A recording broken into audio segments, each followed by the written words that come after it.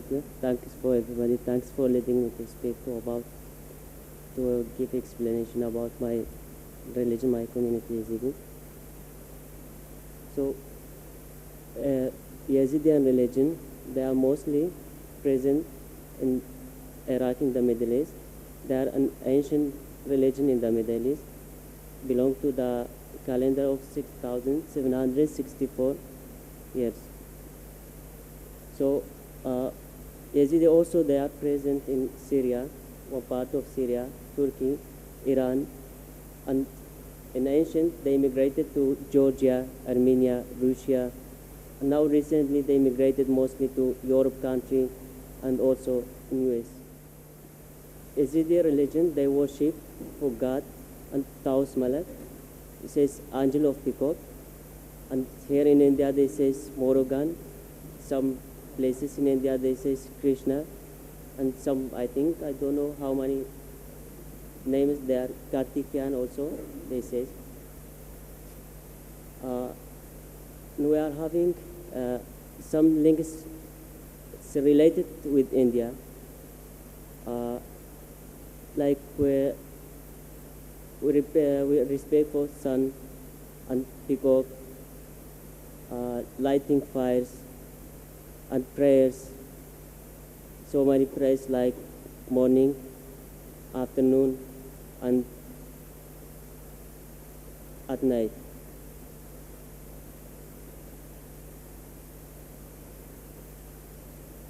We are having the main temple is called Lalish. It is situated in north of Iraq, in Shekhan city. There's so many similarities between Indian temples, especially Morogan temple and Lalish temple.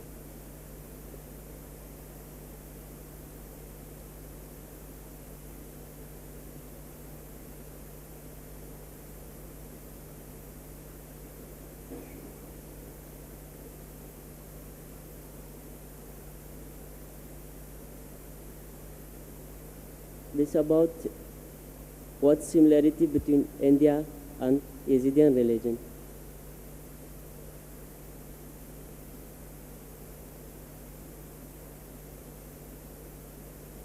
This also is between same and snake in India and how we respect snake in our religion also.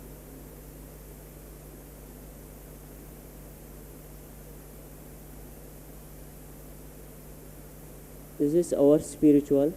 He is visited to Morogan Temple in USA in 2014. Only before 1 month visited there. So we are planning to visit to Indian temple also, to come here to visit India.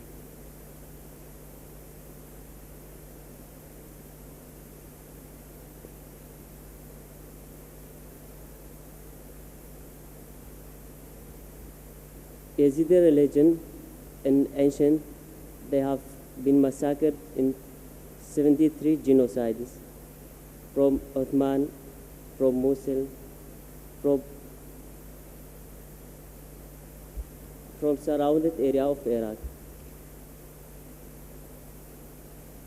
During that time, they have been killed about hundred of people, and they took girls, kidnapping, raped, and sold as sex slaves.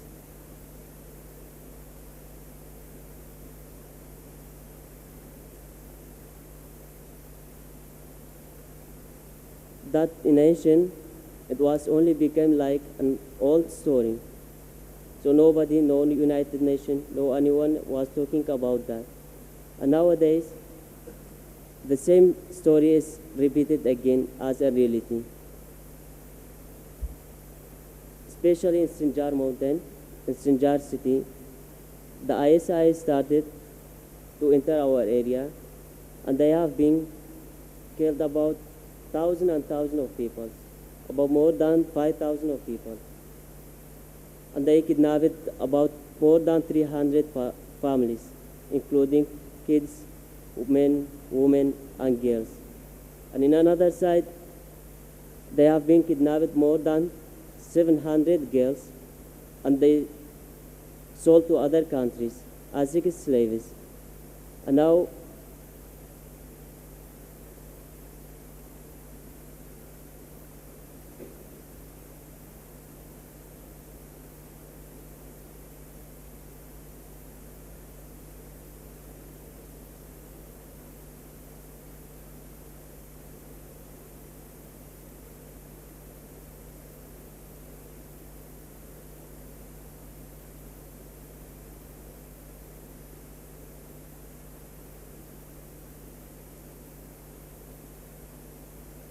Now, as we want just to save this, our girls from ISIS, which they are shouting every day, nobody knows where they are situating now. They are only asking to shoot by air strikes, just they preferring the death than the life today. And now the remaining people was remaining from this genocide, they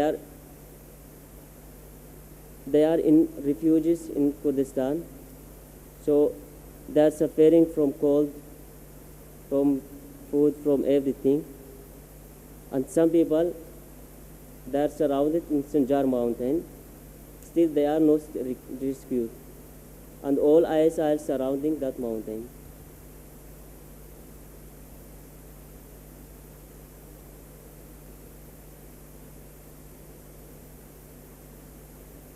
This is about Sri Sri Ravi Shankar Guruji. He has visited Yazidi people. He visited our temple, Lalish. So we want to just connect what is reality between India and Yazidi religion.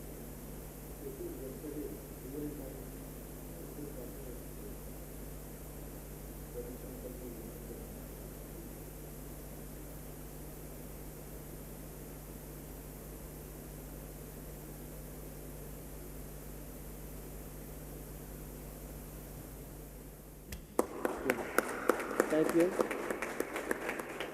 So these people, they call my wife Mama, so rather than ma'am.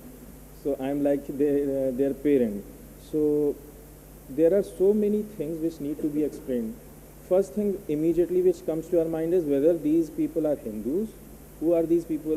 Because their name is so much like any other Mohammedan character. And I don't use the word Islam because that word is very surreptitious.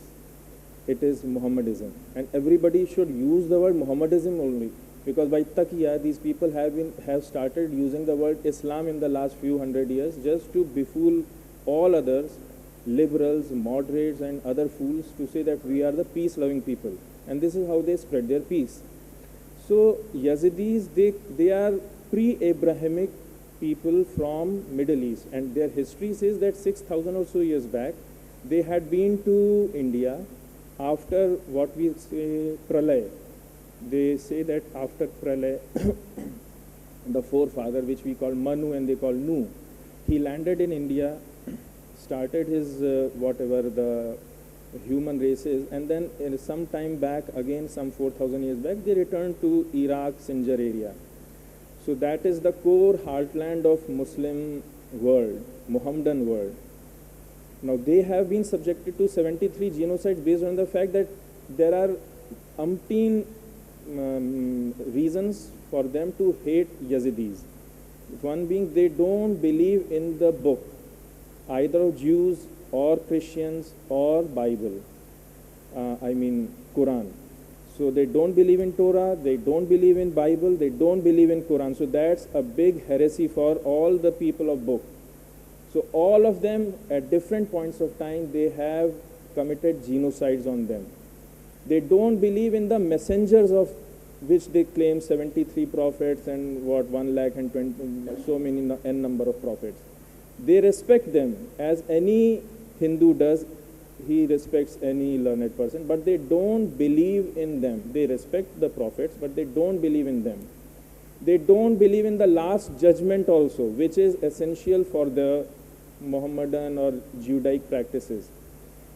What they say is that after each death, the person reincarnates, which is like any other Hindu faith, like Buddhism, like Vedic faith or Jainism.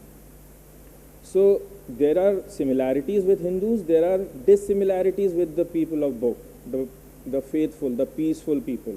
So that's why these genocides are going. Now, when we started working on with these people, there were just superficial similarities. Now, what is the first slide? We won't be able to see that. Okay, the first slide is a peacock. So that peacock angel is the son of God who got angry with God, and then he gave him some. Now this story parallels that of Kartikeya, which we also call Kumar. That he had some, he was angry with Lord Shiva, and then he gave him some region in the south, and he became Lord of the South. So this is a story which parallels Murugan. And this Tos Malik, his vehicle is peacock, and similar to what Kartikeya is. Tos Malik is virgin, I mean unmarried, similar to Kumar. And then they have so many other semblances, such as the importance of snake during the great floods. Even in our Puranic Gathas, we have that during Matsya Avatar, the Sheshnag was used to tie the boat to the horn of that Matsya. So they also believe that a snake appeared and it stabilized the boat by plugging in a hole in that boat. And but these are superficial, historical, we won't say mythical because we consider it historical. So historical facts. Then there are some spiritual facts like reincarnation, which is very essential to our Hindu thought. And what I came to know last night is that they use Raksha Kavach, Raksha Bandhan, they use Tika, which they call Aak, they use Artis, they use Diyas to worship, and they use circumambulation of their gods, they use, then they are idol worshippers. And most important of all, which I found was that they use Janevu. Only some of the priests who are engaged in religious activities, they wear this Janevu. They don't know the name of it. But only some people who are initiated priests, they use Janevu. Now, Upaнаyan is something exclusive to Hindu Vedic philosophy, not even Buddhists.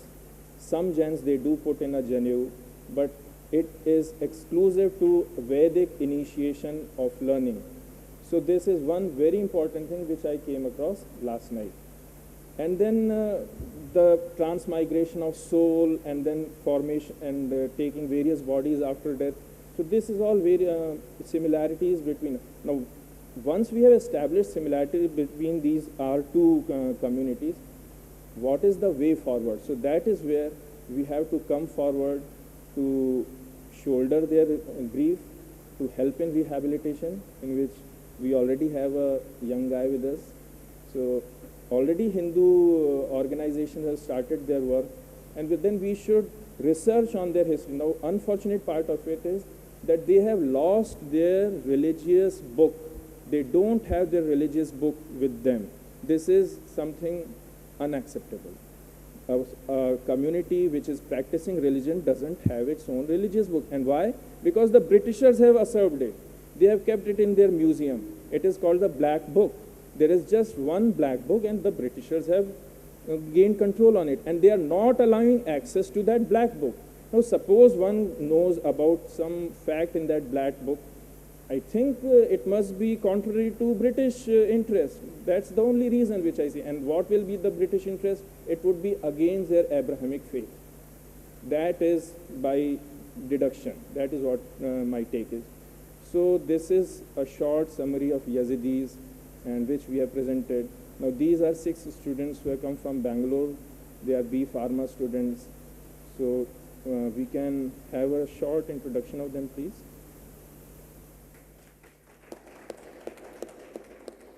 My name is looking like Muslim's name, but you know, in the past, we was like some type of forest was there. We have to take in like Muslim's name. In the past was there like that. So like, yeah, my name is like Muslim's name, but only my name. I am Yazidi. Thank you for your. Hello, my name is Isham. Hello, my name is Nishirvan Abdi from Yazidi people.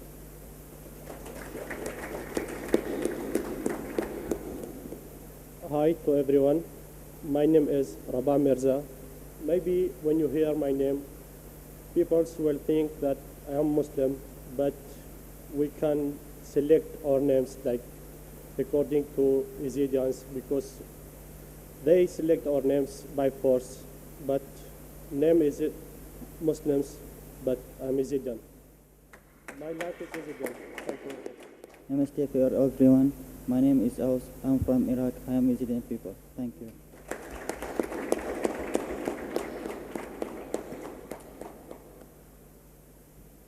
Thank you, everyone. We have overboarded the time.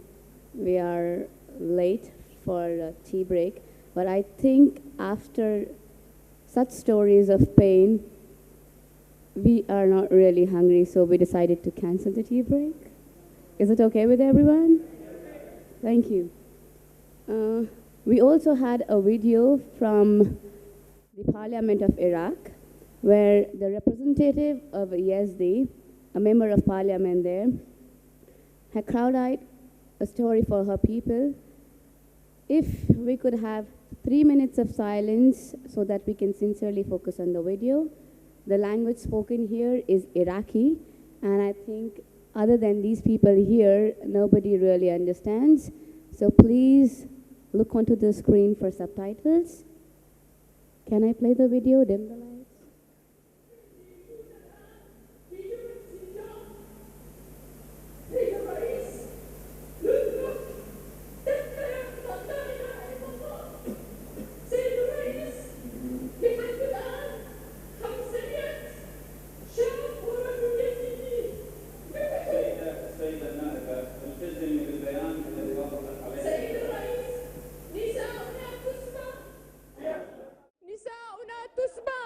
وتباع في سوق الرق رجاء اخوان سيدة النائبة الان هناك حملة ابادة جماعية على المكون اليزيدي سيدة النائبة نعم سيد الرئيس انا ملتزمة رجاء سيد الرئيس نعم. اهلي يذبحون كما ذبح كل العراقيين ذبح الشيعة والسنة والمسيحيين والتركمان والشبك واليوم يذبح اليزيديين. اخوان نحن نريد بعيدا عن كل الخلافات السياسية نريد تضامنا انسانيا. انا اتكلم هنا باسم الانسانية. انقذونا 48 ساعة 30,000 عائلة محصورة في جبل سنجار بدون ماء بدون أكل يموتون. 70 طفل لحد الآن ماتوا من العطش والاختناق. 50 شيخ مات من الوضع المتردي. نساؤنا تسبى جاريات وتباع في سوق الرق. سيد الرئيس نطالب البرلمان العراقي بالتدخل الفوري لإنقاذ هذه المذبحة. 72 حملة إبادة جماعية على اليزيديين والآن تكرر في قرن 21. نذبح نبيد يباد دين كامل على وجه الأرض. أخوان أنا أناشدكم باسم الإنسانية أن تنقذونا. سيد الرئيس أريد شكرا جزيلا. شكرا جناب النائب. السيد عباس البياتي. شكرا. To India soon. We invited her, but she couldn't make it. She was supposed to be in this conference. Yes, but she has consented Yes. because of those She could not problems come for with- other yes. reasons, but she really wanted to be here. The video showed us of the plight. We have heard firsthand encounters. We have Yazidis amongst us. Girls as young as 3 or 4 years of age are being sold out as sex slaves in open market. And this is all happening in 21st century where we think it's all cool, the world is good, we get good food, get clothes, we sit comfortably here in this conference and sit and discuss their plight with actually maybe a bit of pain, but pretty much we are very, very comfortable.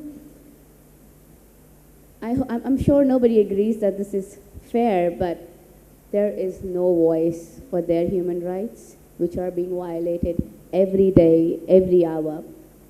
It's not just there.